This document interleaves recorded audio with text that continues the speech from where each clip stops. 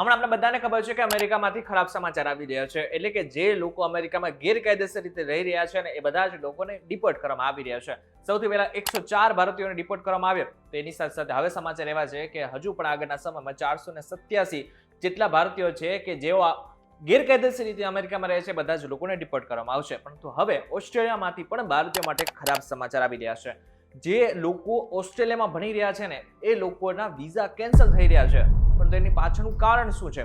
એની પાછળનું કારણ પણ ભારતીય લોકો છે. શું છે આખી માહિતી જાણીશું આજના વિડીયોમાં. Hello ladies and gentlemen, this is your captain speaking.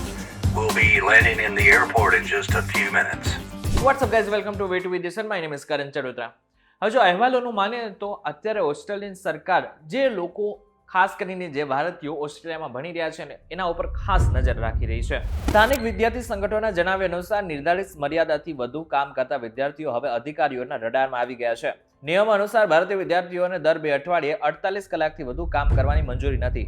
તો આ સાથે ઘણા બધા ભારતીયોના ત્યાં વિઝા પણ કેન્સલ કરવામાં આવ્યા છે અને તે બધા જ લોકોને હવે ટૂંક સમયની અંદર જ ભારત પાછું આવવું પડશે. અધિકારીઓના જણાવ્યા અનુસાર ઘણા વિદ્યાર્થીઓ ટેક્સી ચલાવવામાં 50 થી 60 કલાક કામ કરી રહ્યા છે અથવા તો ડિલિવરી બોય તરીકે કામ કરી રહ્યા છે. આટલું જ નહીં, ઘણા બધા લોકો તો માત્ર દુકાન ઉપર કામ કરી રહ્યા છે, પેટ્રોલ પંપ ઉપર કામ કરી રહ્યા છે અને જે લિમિટ આપેલી છે ને એના કરતાં પણ વધુ કામ કરી રહ્યા છે, જેને જ કારણે હવે ત્યાં ઘણી સમસ્યાઓ થઈ રહી છે. વિદ્યાર્થીઓ માને છે કે કરિયાણાની દુકાનો, પેટ્રોલ પંપ વગેરે સ્થળોએ કામ કરવું કરવેરાના માળખા હેઠળ આવે છે, જ્યારે ટેક્સી અથવા તો ડિલિવરીનું કામ ઓસ્ટ્રેલિયન બિઝનેસ નંબર ABN હેઠળ આવે છે, જેને તેઓ સેલ્ફ એમ્પ્લોયડ માને છે. અને જેના જ ભ્રમમાં ભારતીય વિદ્યાર્થીઓ ત્યાં વધુ ને વધુ કામ કરી રહ્યા હતા, એટલે કે 2 અઠવાડિયામાં 50 થી 60 કલાકનું કામ કરી રહ્યા હતા. એવા પણ અહેવાલો છે કે ભારતીય સમુદાયના ઘણા સંગઠનો વિદ્યાર્થીઓને જાગૃત કરી રહ્યા છે અને તેમને નિયમોનું પાલન કરવાની સલાહ આપી રહ્યા છે. આમ જોવા જાય ને તો એકવાર તમે ઓસ્ટ્રેલિયામાં ભણી લો ને પછી પણ તમને કામ કરવાની ત્યાં મંજૂરી મળે છે. એટલા માટે થઈને જે વિદ્યાર્થીઓ ત્યાં અત્યારે ભણી રહ્યા છે ને એ લોકોને ખાસ અપીલ કરવામાં આવી રહી છે.